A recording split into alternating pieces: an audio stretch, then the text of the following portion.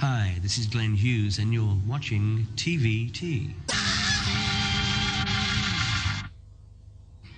You've just finished your first solo tour. Are you pleased with it?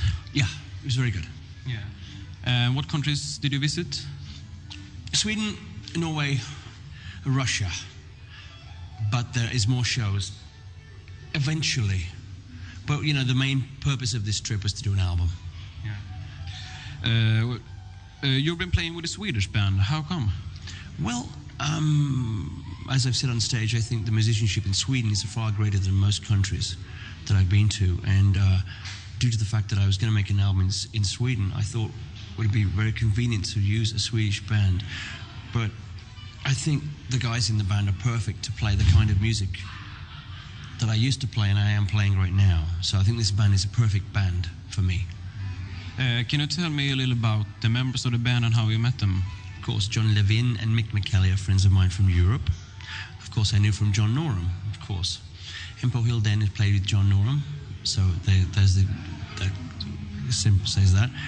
Anders Boyfelt and Thomas Larsson are two guitar players who I think, they're from Borlänge, but I think they're very, very good guitar players. I think they deserve international acclaim. So all in all, we have 5 Swedish guys and 1 UK-American guy doing a really good job.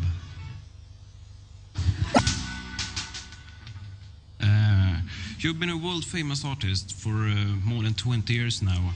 Can you please tell us a little about the bands and projects that you've been working with over all these years? Well, we should first start with Trapeze, which was my first band. I was in the band from 69 to 73. Trapeze was a trio: Mel Galley, who was with Whitesnake, Dave Holland, who went on to join Judas Priest, and myself, who was in Deep Purple, of course. Trapeze was a very incredible band, a great band who I thought was ahead of its time. I really regret leaving the band to join Deep Purple. I thought Trapeze had a lot more to offer than Deep Purple did. But in retrospect, I look back and Deep Purple was a good vehicle for Glenn Hughes. But that was a very bad time for me. Then Deep Purple, for 4 years, from 73 till 77. Then I took a break and then worked with Gary Moore for a little while, which didn't work out. Then I formed Hughes Thrall with Pat Thrall, which is very good. And then I did Phenomena in 84, then I did Gary Moore in 85, Black Sabbath in 87, and KLF 91, John Norum in 91, a lot of things. You probably got them written down there somewhere.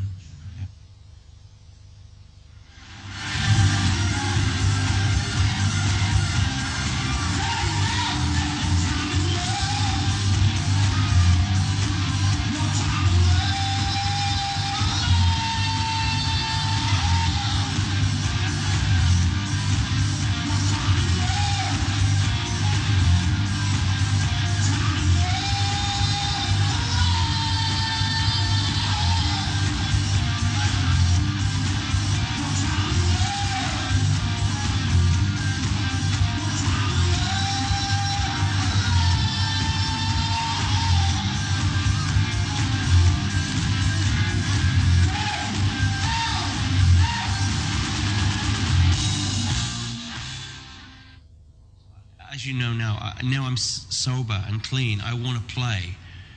And I think Glenn Hughes has got a lot of fans out there that want to see me play. So, that's why I'm doing as many shows as I can. Speaking about you being sober now, you were addicted to drugs and alcohol for a long, long time. Yeah. Can you tell me about what happened on Christmas Day, 91?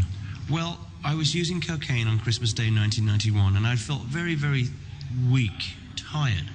4 days before Christmas, I had made a call to Betty Ford Center saying I would like to go in there for help. I was very ill. I realized I was dying. I mean, after using cocaine for 18, 20 years, you got a problem. So I started to realize that, this is a problem. But on Christmas Day, I felt very sick.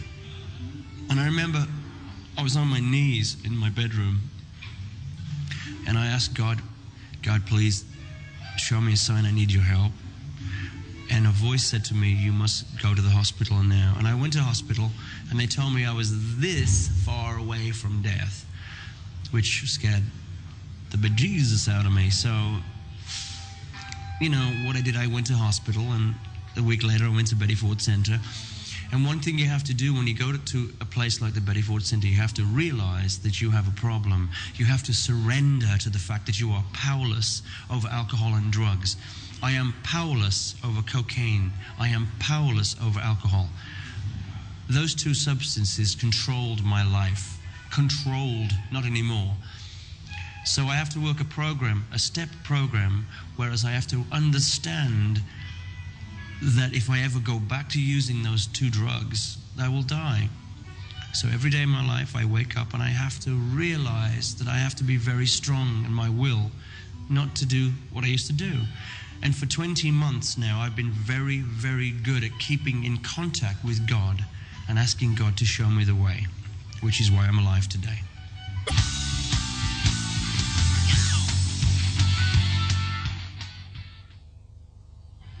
Your first album, solo album as a sober artist, was the Glenn Hughes blues album. Why a blues album? Well, I was asked to do a blues album. It wasn't my choice to do a blues album. And when I was asked to do it, I asked the president of the label, if I do an album, can I use this vehicle to tell my audience or sing to my audience about the dangers of drugs? So if you listen to a blues album, you'll hear 6 out of 10 songs or 12 songs, at least 6 songs, talking about the dangers of drugs and how it was for me. And there's a lot of hope in there, you know. Right to Live? Right to Live, yeah. Life of Misery.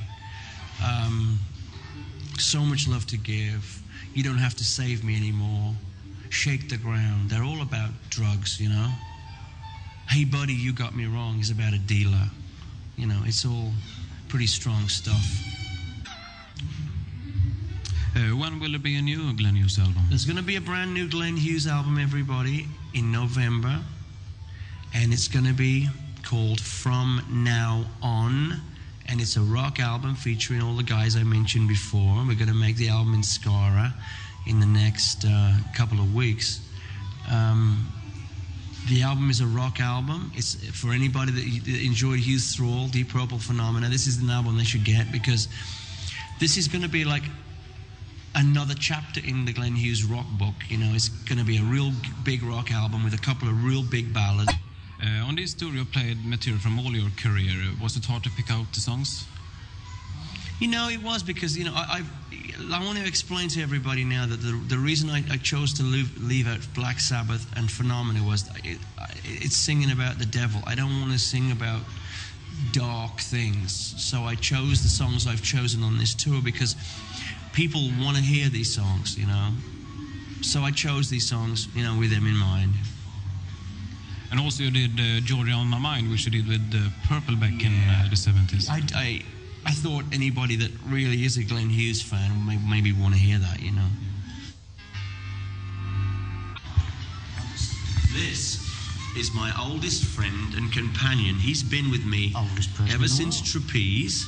His name's Andy Atwood, and he's going to say a few fresh words for you. Am I? Well, what a pleasure. What do I say about you?